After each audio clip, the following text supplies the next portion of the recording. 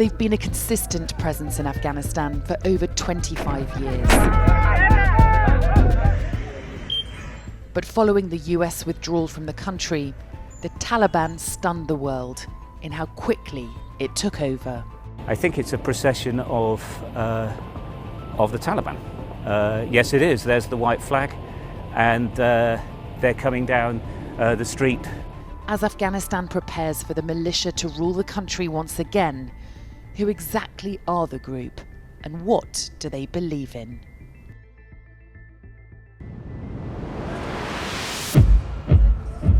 The Taliban are an Islamist military organisation which ruled Afghanistan from 1996 until 2001.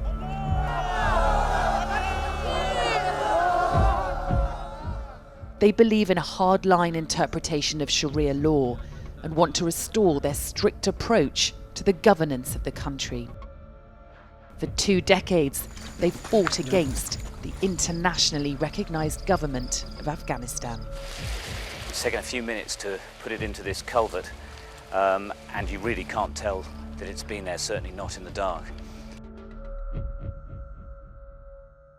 In the early 1990s, the Soviet Union was successfully pushed out of Afghanistan by resistance fighters known as the Mujahideen.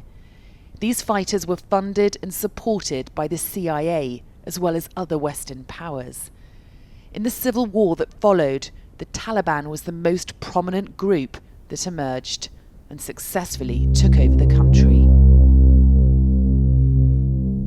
Theirs was a repressive regime where women and girls were denied education, music and films were banned, and massacres and executions commonplace. Afghanistan also became a training ground for terrorists.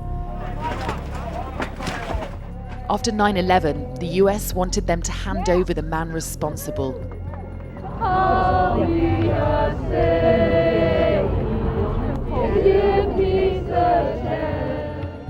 Osama bin Laden, who had trained in Afghanistan.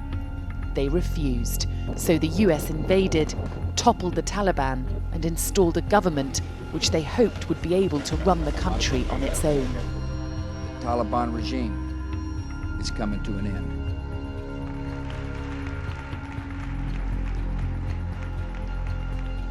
Their leader is Haibatullah Akhundzada. He has ultimate control over political, religious and military affairs.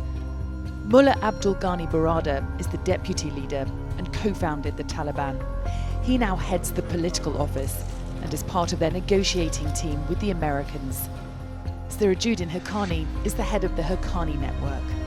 The US have called it a terrorist group, and it's infamous for its use of suicide bombers.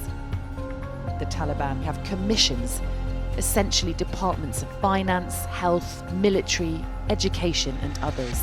Underneath this cabinet of leaders are local commanders in power across the country's provincial capitals under their control, who are responsible for everyday services.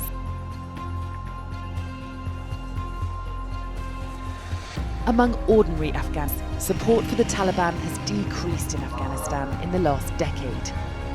In 2009, a survey found that just over half of the population had sympathy with armed opposition groups, such as the Taliban. But in 2019, the same survey found that 85% of Afghans had little sympathy for the Taliban. The speed at which the Taliban has overtaken the Afghan military suggests there may have been less resistance amongst the population than previously thought. The group has promised to allow a free media, and they've said women and girls will be safe. Indeed, in some provinces, local commanders have allowed girls' education to continue. This is not the case everywhere, though, and there is no guarantee this is indicative of their approach elsewhere. After 20 years of Western powers attempting to bring democracy and freedom to Afghanistan, it appears the sudden withdrawal of troops has left it all in vain. For some, it was a fruitless endeavour which took too long. For others, it was a rushed conclusion to an ongoing project that has left millions at risk. Ciao che dei Buri.